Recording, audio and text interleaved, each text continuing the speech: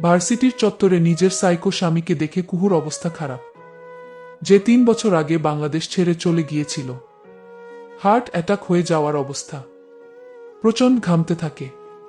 পাশ থেকে কুহু বান্ধবী তারা বলে, কিরে এমন রোবটের মতো স্ট্যাচু হয়ে গেলি কেন? ক্লাসের শুরু হওয়ার সময় হয়ে গেছে। কুহু, আহ আহ আমি বাসায় যাব। কেন, কি হয়েছে? কুহু, আমাকে বাসায় আগাই দিয়ে আই, তারপর বলবো। কুহু অবস্থা দেখে তারা আর কিছু না বলে বাসায় নিয়ে যায়। বাসায় গিয়ে কোনো কিছু না বলে দরজা আটকে বসে অতীতের স্মৃতিচারণ করতে থাকে। 3 বছর আগে তার সাইকো ফুফাতো ভাই তাকে এক কথায় জোর করে বিয়ে করেছিল। বাবা মা সকলে নারাজ ছিল বিয়েতে। তবুও সাইকোটা সামনে হার মানতে হয়েছিল। কেউ কিছুই করতে পারে নাই। 1 মাসের সংসার ছিল তার। প্রতিদিনই ওই সাইকোটার হাতে মার খেত। একদিন কলেজে একটা ছেলে ভুলবশত প্রপোজ করছিল ফুল দিয়ে। ওই ফুলটা কুহু নিয়েছিল কেন, একদম হাতের রগ ধরে কেটে ফেলেছিল। সেই দিন রাগের ক্ষোভে কষ্টে ওখান থেকে পালিয়ে আসে। তার কিছু দিনের মধ্যে শুনে সাইকোটা বিদেশ চলে গেছে। এটা শুনে সকলে একটু স্বস্তির নিঃশ্বাস ছাড়ে। সব থেকে বেশি কুহুই খুশি হয়েছিল। কিন্তু 3 বছর পর সাইকোটার সাথে দেখা হবে ভাবতে পারেনি। না জানি কখন সাইকোটা কুহুর পর আক্রমণ করে বসে। সেই টেনশনে পাগল হয়ে যাচ্ছে। রাতে সকলে একসাথে খাবার খেয়ে বসেছে।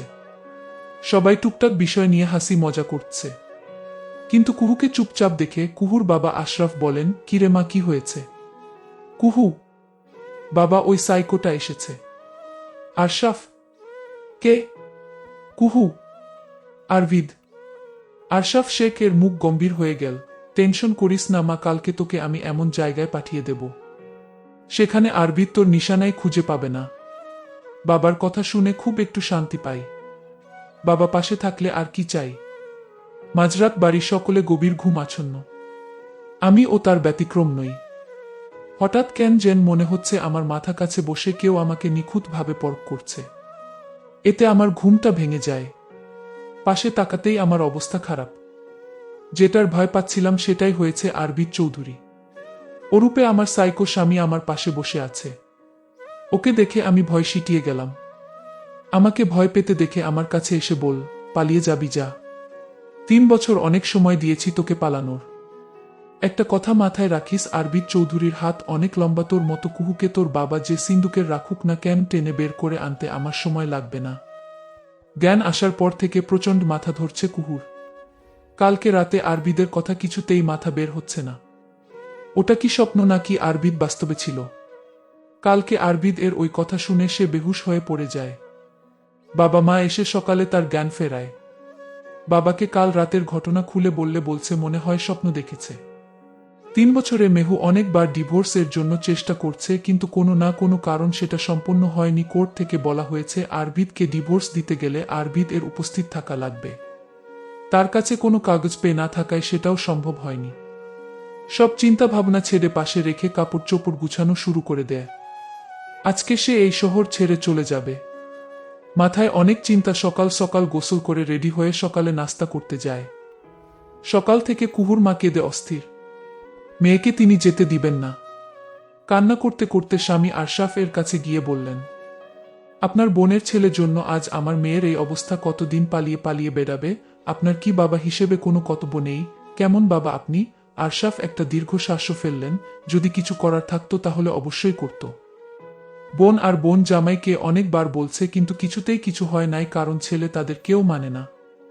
ছোট থেকে মাস্তান স্বভাবের ছিল, তাই কুহুকে তার থেকে যতটা সম্ভব দূরে রাখত।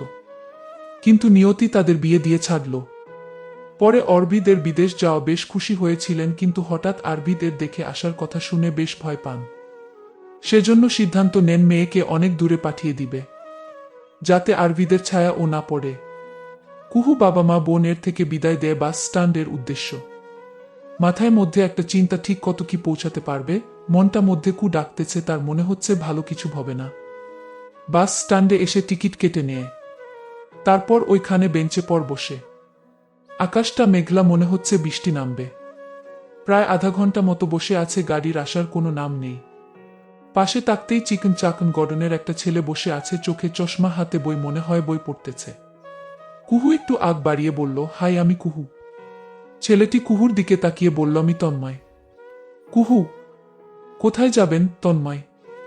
চট্টগ্রাম। আপনি? কুহু, সিরিয়াসলি আমি ও চট্টগ্রাম যাব। তন্ময়, আচ্ছা তাহলে তো ভালোই, দুইজন একসাথে যেতে পারবো। কুহু, হুম। কুহু একটু ভারমুক্ত হলো। যাক, ছেলেটাকে দেখে খারাপ মনে হচ্ছে না। তার সাথে গেলে একজন সঙ্গী পাওয়া যাবে। ছেলেটার সাথে টুকটাক কথা বলতে বলতে চোখ যায় একটা গাড়ির দিকে। চোখ পড়তেই আটকে উঠে। শরীরের মধ্যে একটা শীতল হাওয়া বয়ে গেল। গাড়িটিকে সামনে এগোতে দেখে হিতাহিত গান শূন্য হয়ে দৌড় লাগায়। তার এখন কোনো গন্তব্য নেই, চোখ যেদিকে যাবে সে ওই দিকে যাবে। কুহু মস্তিকে শুধু একটা চিন্তা। কুহু জানে বাঁচতে চাইলে দৌড়া। কুহুকে ওই দৌড়াতে দেখে তন্ময় বেশ অবাক হয়। কিছুটা দূরে যেতে না যেতেই 30টা মতো বাইক আটক দিয়ে ধরে। কুহুর চোখে কিসের একটা ভয় জেঁকে রয়েছে। করুণ চোখে আশেপাশে তাকিয়ে পালানোর পথ খুঁজতেছে। এমনভাবে গাড়িগুলো রয়েছে একদম রাউন্ড মতো। গলা শুকিয়ে একদম কাঠ, তবুও শুকনা ঢুক গিলতেছে। চেনা পরিচিত গাড়িটা একদম কুহুর সামনে এসে থেকে যায়। গার্ডরা বের হয়ে দরজা খুলে দেয়। দরজা খুলতে বের হয়ে আসে আরবিদ চৌধুরী। চোখে মুখে শক্ততা ভাব। পরনে একদম সাদা শার্ট ও কালো প্যান্ট, চোখে চশমা, হাতে পিস্তল। একদম কুহুর বরাবর এসে মাথা পিস্তল রেখে বলে, পালাতে নিষেধ করেছিলাম না? তাহলে আমার অবাধ্য হয়ে এসেছিস কেন? আমার কথা মানিস না? 3 বছরে ডানা একটু বড় হয়ে গেছে। অরবিদ চৌধুরী কথা অমান্য করিস। শাস্তি তোর অনেক আগে থেকে পাও না। বল কি শাস্তি পেতে চাস? কুহু ভয়ে টু শব্দ করতে পারে না, গলা থেকে কোনো আওয়াজ বের হচ্ছে না। আরবিদ কুহুর মুখের মাস্ক টান দিয়ে ছিঁড়ে ফেলে দাঁতে দাঁত চেপে বলে, পর্দা করিস পর্দা? তাহলে অন্য পুরুষের সাথে কথা বলিস কিভাবে? আবার ভাতার রেখে অন্য কোথাও যাওয়ার চিন্তা আসে কোথা থেকে? কুহুর মাথা ধাক্কা দিয়ে বলে, ও এই মাথা থেকে? এই রাফি পাথর নিয়ে আয়, এই মাথা আজ আমি ঠাটিয়ে ফেলবো। কুহুর চোখ দিয়ে অনবরত পানি পড়তেছে। যা দেখে আরবিদের মেজাজ আরো গরম হচ্ছে। আরবিদ একটু সামনে এগোতে কুহু আরেকটু দূরে সরে যায়।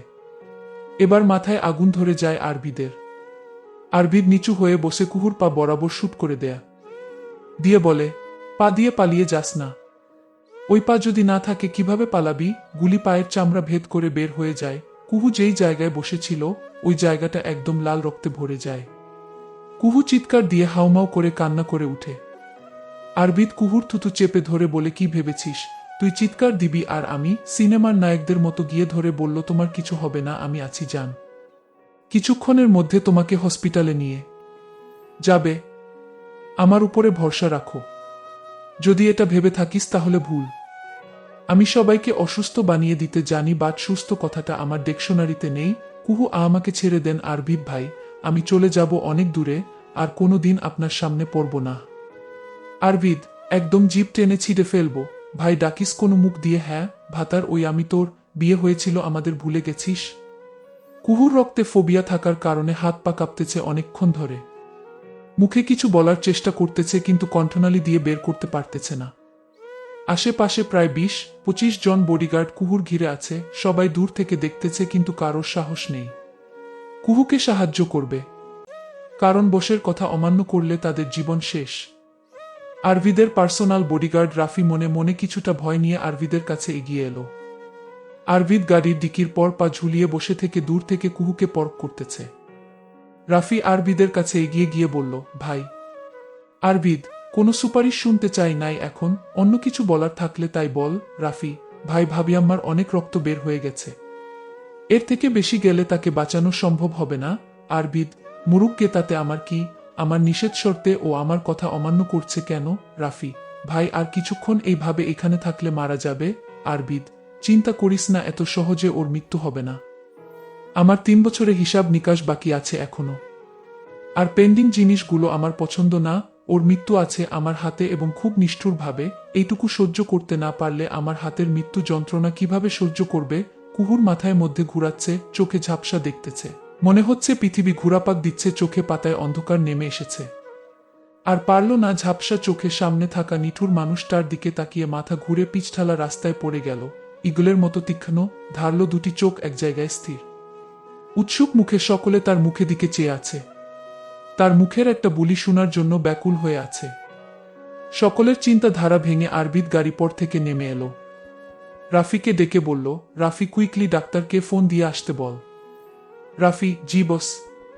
রাফি ডাক্তারকে ফোন করে ঠিকানা বলে দেয়।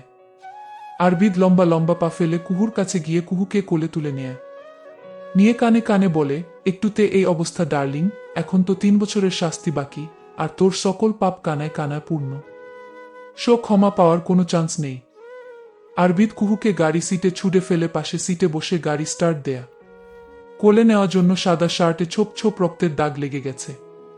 কুহুকে দিয়ে তার বর্তমান গন্তব্যের দিকে রওনা দেয়া। চারিদিকে ভ্যাপসা গন্ধ।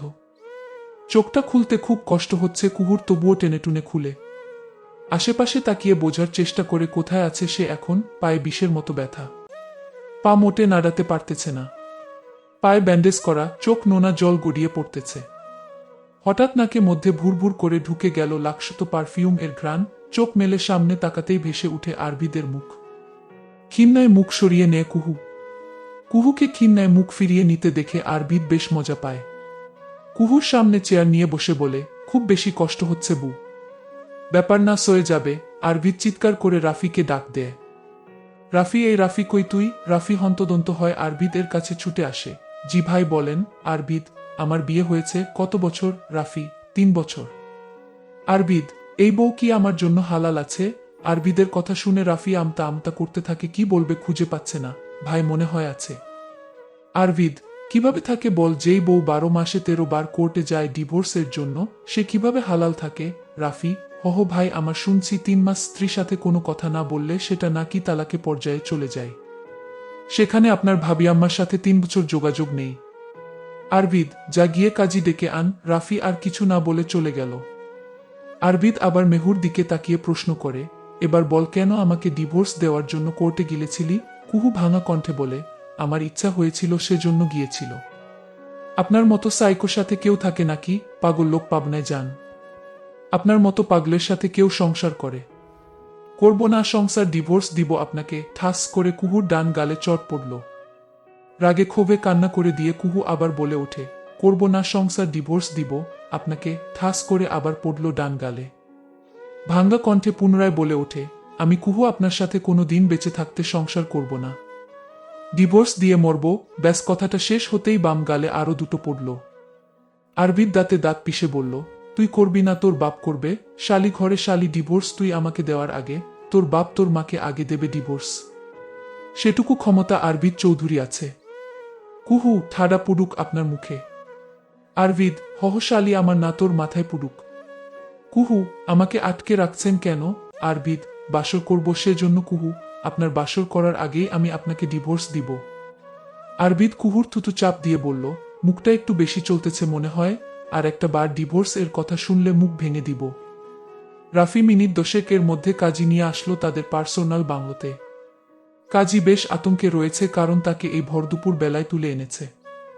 সে দুপুরে খাওয়া দাওয়া করে মায়ে একটু ঘুমের জানি প্রস্তুতি নিচ্ছিল। এমন সময় কিছু লোকজন তাকে ভয় দেখিয়ে এক কথায় মাথায় পিস্তল ধরে এনেছে। বুকের মধ্যে ধিবুধিবু করতেছে, না জানি কোনো সময় ওই পিস্তল থেকে গুলি বের হয়ে তার খুলিতে ঢুকে যায়। রাফি কাজীকে নিয়ে আরবিদের কাছে গিয়ে বলল, ভাই, কাজী নিয়ে এসেছি। আরবিদ, গুড। তো কাজী বাবা, 2 মিনিটের মধ্যে আমাদের দ্বিতীয়বার এর মতো বিয়েটা পুড়িয়ে হলাল করে দিন। কাজী গলাটা একটু পরিষ্কার করে বলল, দ্বিতীয়বার কি এর লাইগা? প্রথমবার কার লাগে বিয়ে হয়েছে? আরবিদ, তোর বউয়ের সাথে হয়েছে প্রথমবার, এখন হবে আমার বউয়ের সাথে দ্বিতীয়বার। কথা ঠিক, এবার বিয়ে পড়া। কাজী, মায়া কই? আরবিদ কুহুর দিকে হাত দেখিয়ে দিল।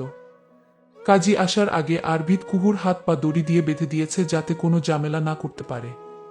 কুহু হাত পা খোলার চেষ্টা করতেছে, তবুও পারতেছে না। প্রচণ্ড নড়াচড়া করতে দেখে আরবিদ বলে উঠল, বু, কাজী ভাববে আমি তোমাকে কিডন্যাপ করে বিয়ে করতেছি। কুহু কাজীর দিকে তাকিয়ে বলল, কাজী সাহেব, আপনি অন্তত আমাকে বাঁচান, ওরা আমাকে কিডন্যাপ করে এনেছে। আমি বিয়ে করব না। আরবিদ, নাগর কয়টা আছে যে আমাকে বিয়ে করবি না? বিয়ে বিয়ে নাটক আর সহ্য হচ্ছে না। কাজী একটু সাহস করে বলল, আপনারা এই অসহায় মেয়েটাকে তুলে এনেছেন কের লাগি? আমি কিন্তু পুলিশের কাছে বিচার দিমু। কুহু, আপনি একটু পুলিশ ডেকে আনেন, তাহলে হবে।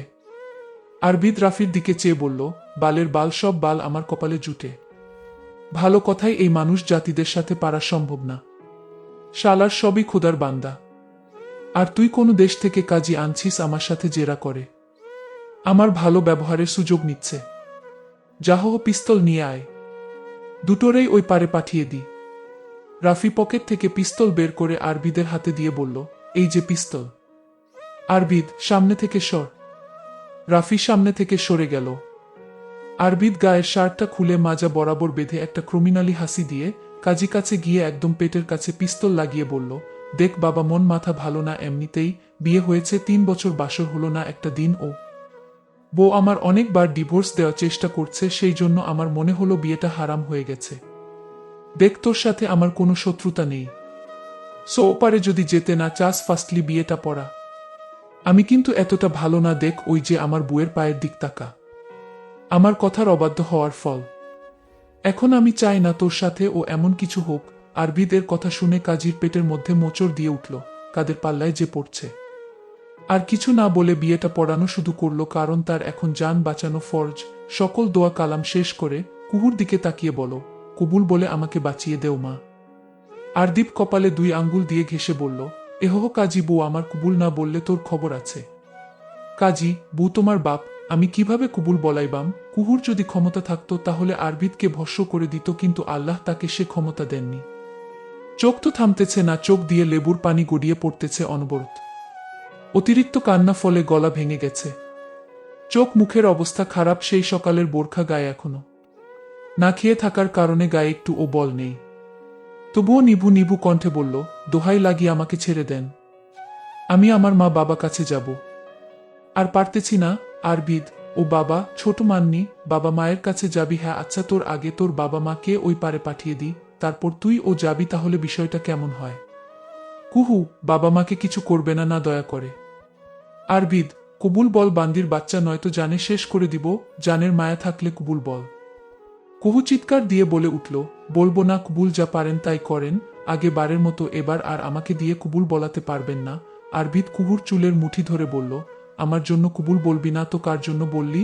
ও তোর তো আবার অনেক নাগর আছে, যাদের সাথে বাস স্ট্যান্ডে দাঁড়িয়ে কথা বলিস, কলেজের সামনে দাঁড়িয়ে ফুসকা খাইস, ক্লাসে বসে নাগরের সাথে হেসে হেসে কথা বলিস।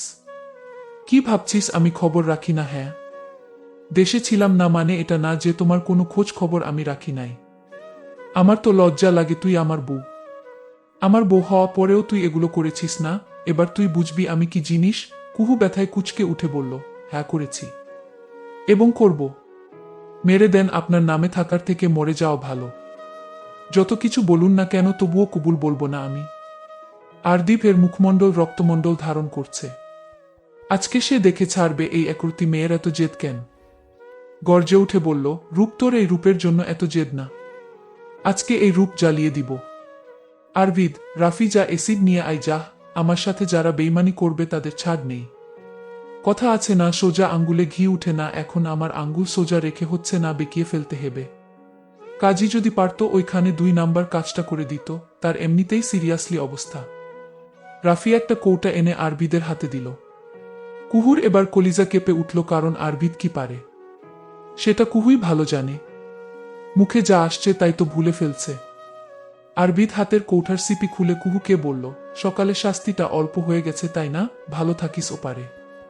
আরবিদ কুহু বরাবর এসিড মারতে উদ্যত হতেই কুহুর 2 হাত দিয়ে মুখ থেকে কবুল বলে ওঠে।